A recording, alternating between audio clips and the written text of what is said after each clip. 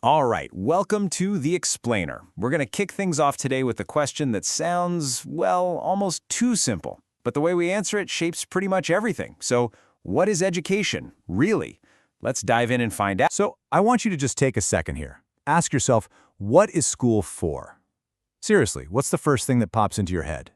Chances are, if you're like me, or, well, pretty much everyone, an answer came to you almost instantly.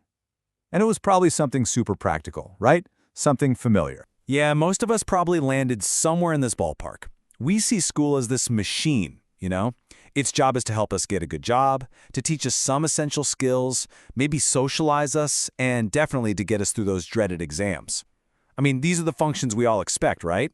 They're the goals that drive everything from government policy down to those frantic late-night cram sessions. And look, they seem totally sensible. They pretty much describe the system we all went through. But, and here's where it gets interesting, what if those answers are right about one thing, but wrong about something much bigger? What if we've been using the wrong word this whole time? What if all those perfectly logical answers aren't describing education at all, but something else entirely, schooling? And what if, in doing that, we're missing the whole point? And that brings us to the core idea we're going to unpack today. We're talking schooling versus education. It's time for what we might call the great unbundling. Okay, so let's really break this down. On one side, you've got schooling. Think of this as the system.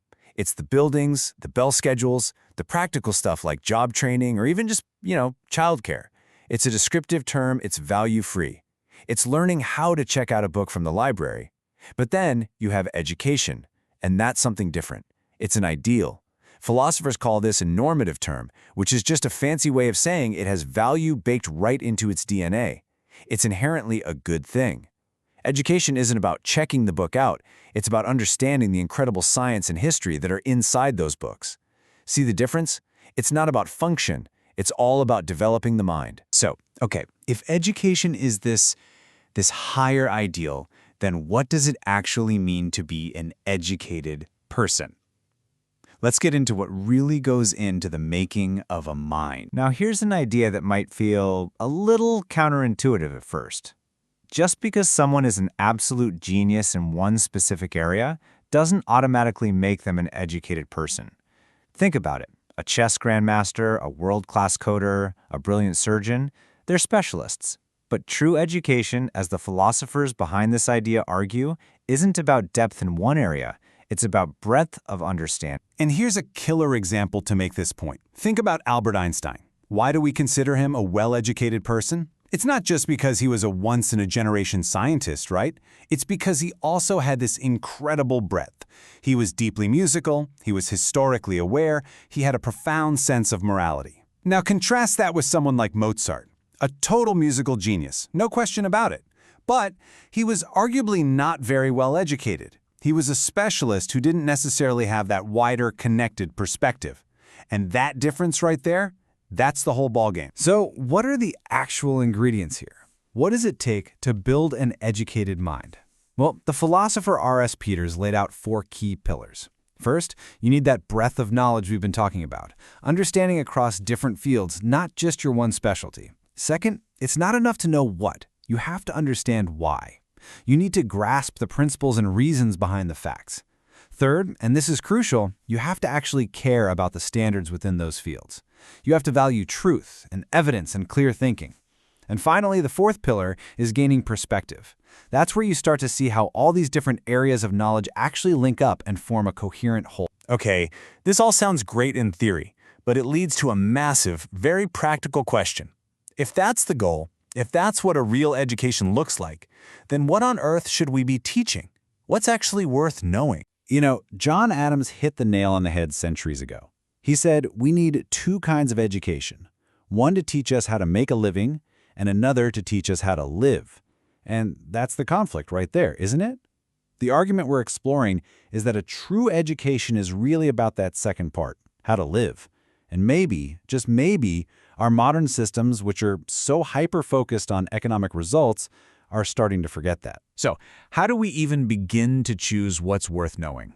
Well, this philosophy gives us a really powerful tool for that. It's a framework called the Forms of Inquiry. And I want to be clear, this is not just a fancy list of school subjects. Think of it more like a map a map of the fundamental ways that human beings over thousands of years have developed to make sense of the world. Each one of these forms has its own unique logic, its own key ideas, and its own rules for figuring out what's true. And here they are, the core forms of inquiry. This is basically the essential toolkit for building that educated mind we've been talking about. You've got science and mathematics, with their powerful, rigorous logic. You've got history and the arts, which give us this incredible window into the human experience. And then you have philosophy, moral understanding, and religious understanding, the tools we use to wrestle with the biggest, messiest questions about meaning and value. From this perspective, an education isn't about memorizing stuff. It's about being initiated into these great, ongoing human conversations. So, you might be thinking, okay, this is an interesting philosophical debate, but why does this actually matter in the real world? Why get so hung up on one little word? Well, because the definition we choose, schooling or education, has absolutely massive consequences. It changes what we value, it dictates what we teach our kids, and ultimately it shapes the kind of people and the kind of society we want to be. When you strip it all away, it really boils down to this one fundamental choice. What is the main goal of our schools? Is it to produce economically useful workers, cogs in a machine, or is it to help cultivate flourishing human beings, people who are capable of understanding the world and themselves in a deep and meaningful way? In other words, are we just aiming for schooling, or are we striving for a real education? So I'll leave you with the question we began with, but refined. Look at the system around you. Think about your own experience. Is it designed to create schooled workers, or is it designed to create educated people? The answer tells us a lot about the world we're building. Thanks for watching The Explainer.